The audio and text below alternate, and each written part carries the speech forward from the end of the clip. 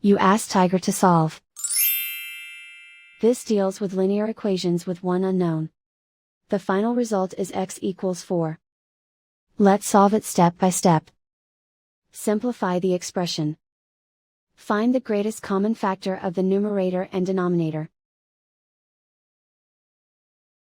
Factor out and cancel the greatest common factor.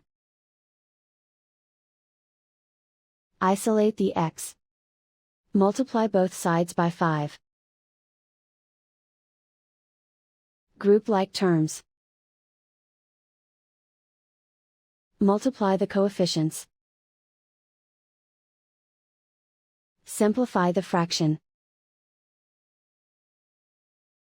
Multiply the fractions. Simplify the arithmetic. And so the final result is x equals 4.